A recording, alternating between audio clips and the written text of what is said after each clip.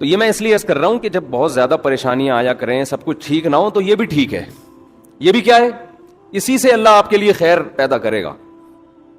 ایک بچہ آپ کا بگڑا ہوا ہے, انسان کا بچہ نہیں بن رہا, یہ بھی ٹھیک ہے.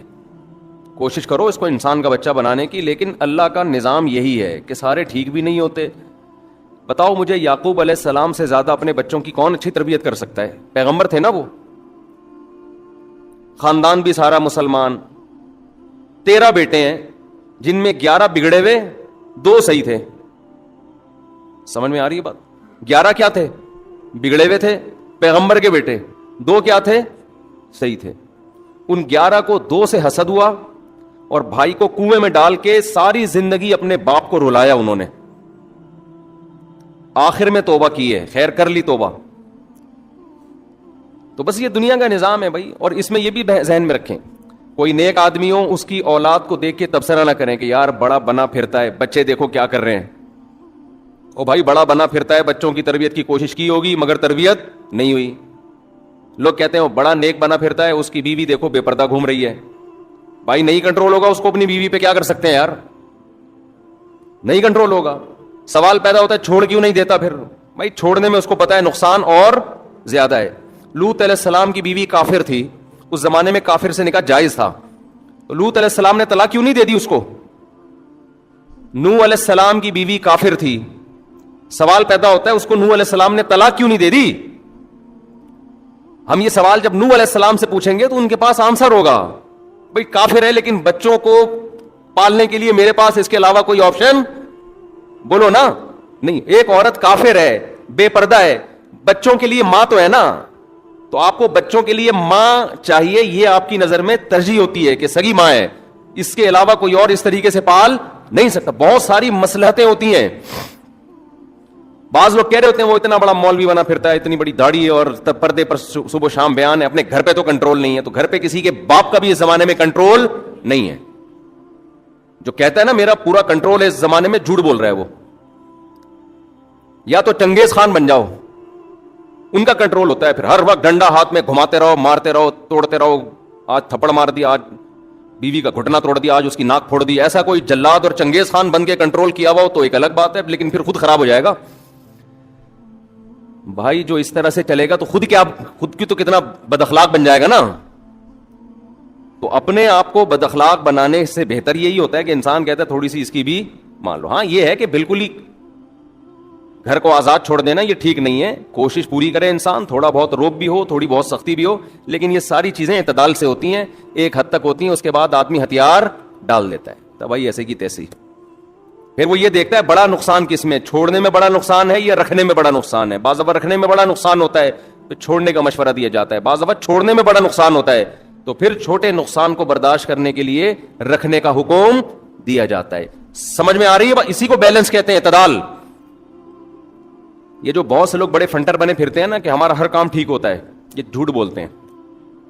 میں اکثر ایک واقعہ بیان کرتا ہوں. ایک مدرسے کے استاذ تھے,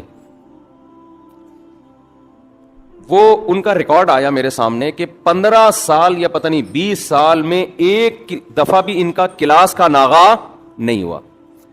رہتے یہاں تھے, مدرسہ کہاں تھا؟ کلفٹن میں.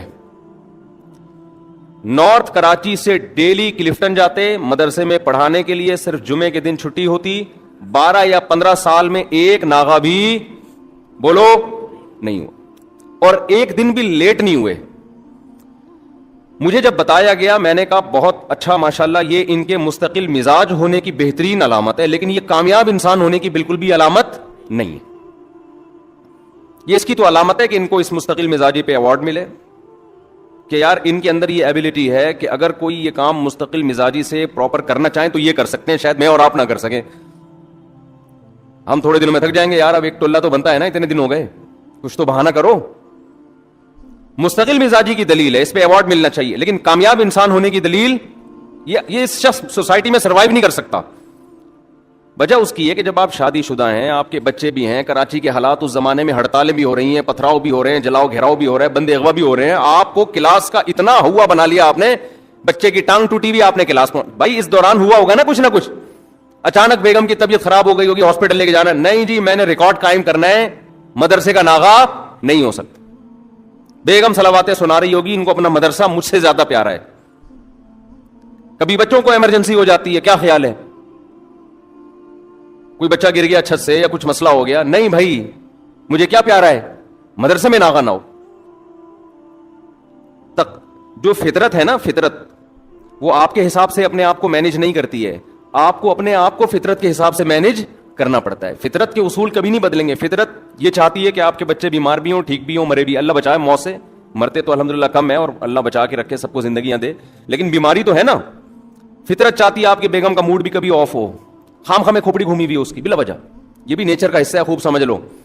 لوگ سمجھتے ہیں ہماری بیگم کا آج پتہ نہیں کیوں موڈ خراب ہے, تو وہ ٹینشن میں جاتے ہیں. ٹینشن میں نہیں جاؤ, بلا وجہ موڈ خراب ہونا یہ بھی نیچر کا کیا ہے, ایک حصہ. اس کا خام خامے موڈ خراب ہوگا, کوئی وجہ سمجھ میں نہیں آئے گی. اس کو انجوائے کرو کہ الحمدللہ میری بیوی نارمل ہے, آج بلا وجہ ٹینشن لے کے بیٹھی ہوئی ہے. سمجھ رہے ہو, کیونکہ جو شادی شدہ نہیں, تجربہ نہیں ہوتا, وہ پھر پریشان ہوتے ہیں, یار ابا کا کبھی ہم نے بلا وجہ موڈ خراب نہیں دیکھا, اماں کا نہیں دیکھا, بیگم کو کیا ہوا. تو یہ ہے. تو اس کا طریقہ یہ کہ ٹائم گزارو, انشاءاللہ جیسے بلا وجہ موڈ خراب ہوا بغیر کسی وجہ کے ٹھیک بھی ہو جائے گا. لیکن اگر آپ اس کو دل پہ لے کے بیٹھ گئے تو پھر معاملہ اور خراب ہوگا. خیر, تو اب بتاؤ میرے بھائی, بیگم کی طبیعت بھی خراب ہوئی ہوگی, خود اپنی طبیعت بھی خراب ہوئی ہوگی, ڈاکٹر نے ریسٹ کا مشورہ دیا ہوگا, لیکن انہوں نے 15 سال کا ریکارڈ قائم کر کے گینز بک آف ورلڈ میں اپنا نام شاید لکھوا دیا. تو اس قسم کی جو روٹین جن لوگوں کی ہوتی ہے وہ ایک نارمل لائف نہیں گزارتے. یہ بیلنس لائف نہیں ہے. بیلنس یہ ہے کہ نہ آپ بلا وجہ ناغے کریں, لیکن جب آپ یہ دیکھیں کہ آپ کے دو کام آپس میں ٹکرا رہے ہیں تو الاہم فالاہم, جو زیادہ امپورٹنٹ ہے اس کو ترجیح دیں, جو کم امپورٹنٹ ہے اس میں نقصان کر لیں. اس میں کیا کر لیں, نقصان کر لیں. تو میں یہ عرض کر رہا تھا کہ اسلام کی نیچر میں بیلنس ہے. دو انتہائی ہیں نا, دو انتہائی. ایک ہمارا جو لبرل طبقہ ہے وہ تو انتہا تک پہنچا ہوا ہے, اس کو تو جو دیکھیں جو مذہب کو نہیں مانتا اس کا تو بیڑا غرق ہے. بیڑا اس لیے غرق ہے, اس کمبخت کو تو یہی نہیں پتا کہ صحیح کی ڈیفینیشن کیا ہے اور غلط کی ڈیفینیشن کیا ہے. ایک ایتھیسٹ ہے مشہور, یوٹیوب پہ بڑا مشہور ہے, اس سے کسی نے سوال پوچھا, سوال تو ذرا بےہودہ سا ہے لیکن بات سمجھانے کے لیے اب اس کے علاوہ کوئی مثال میرے پاس ہے نہیں. اس سے کسی نے پوچھا کہ اپنی سگی بہن سے نکاح کرنے کو تم کیسا سمجھتے ہو.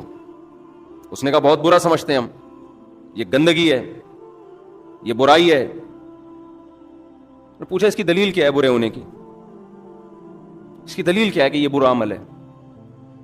تو مثال دے رہا ہے کہ جو کہیں نجاست پڑی ہوئی ہو نا, وہ محسوس کرنے سے پتہ چل جاتا ہے کہ کیا ہے یہ گندگی ہے. اس کے لیے دلیل دینے کی ضرورت نہیں ہے. کوئی بھی انسان جب اس پخانے کو, گندگی کو دیکھے گا تو گھن آئے گی اس کو. کوئی بھی شریف انسان ہوگا وہ بہن سے نکاح کا تصور بھی نہیں کر سکتا. یہ اس کو کہتے ہیں الو بنانا بڑے بہترین طریقے سے. ایسا جواب دینا کہ سامنے والا کیا بن جائے, الو بن جائے. آپ نے دلیل یہ دی ہے کہ جو چیز آپ کو محسوس ہو رہی ہے گندگی, تو اس کی کوئی ڈیفینیشن نہیں ہے, وہ ہر آدمی کو محسوس ہوگی, پتہ چل جائے گا کہ یہ گندگی ہے. آپ بتاؤ ایک شریف آدمی کو لڑکے سے سیکس کرنا گندگی محسوس ہوتی ہے کہ نہیں ہوتی, جو نیچر پر ہو.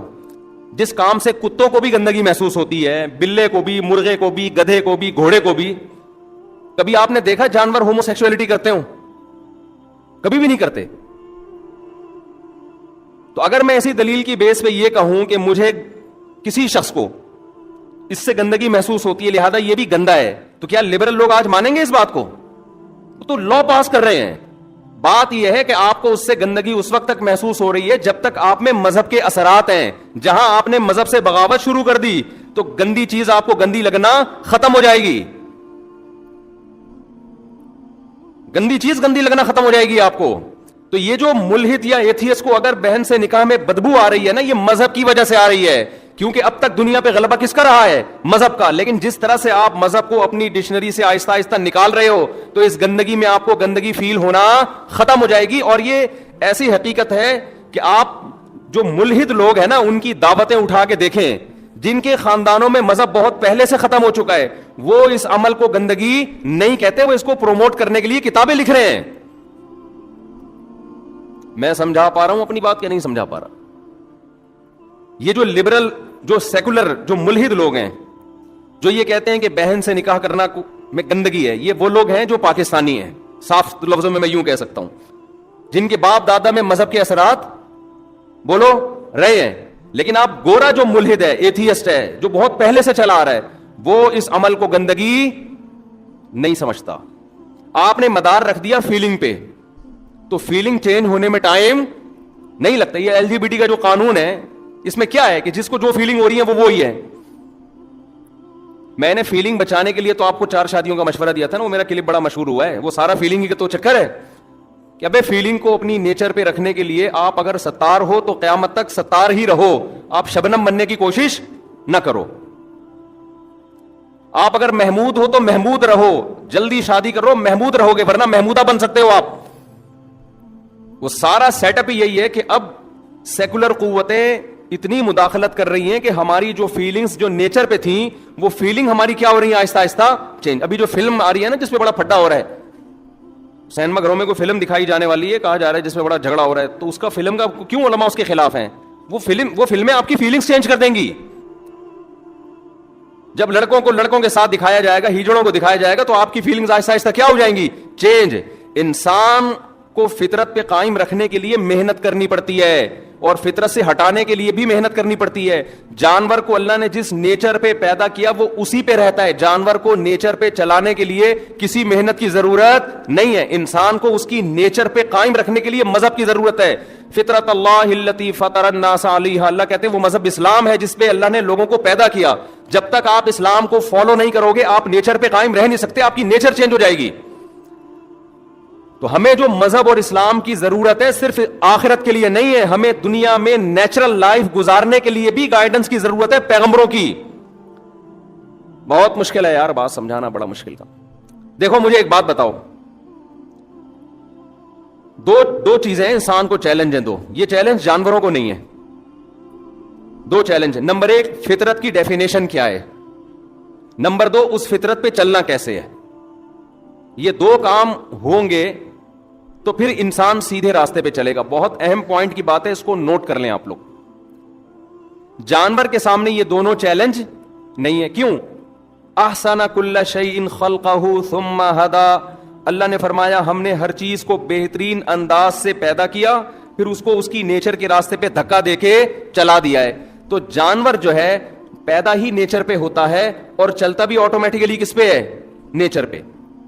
انسان دخل اندازی کر کے اس کو نیچر سے ہٹا دے تو ایک الگ بات ہے, نارملی وہ نیچر ہی پہ چلتا ہے. تو جانور کو یہ سمجھنا کہ نیچر کیا ہے تاکہ میں اس پہ چلوں, جانور کو اللہ نے اس ٹینشن سے بولو بچا لیا, اس کو بچا لیا اللہ نے اس ٹینشن. وہ پیدا ہوتے ہی نیچرل لائف اس کی اسٹارٹ ہو جائے گی. شیر کو پتا ہے میں نے کیسے غاروں میں رہنا ہے, شکار کیسے کرنا ہے, کچا گوشت ہی کھانا ہے, کھیرے ملا کے فائبر کے چکر میں اپنے پیٹ کا بیڑا غرق. ہم تو کچا گوشت یا پکا کے بھی کھانا شروع کریں تو آنتوں کی ایسی کی تیسی ہو جاتی ہے نا.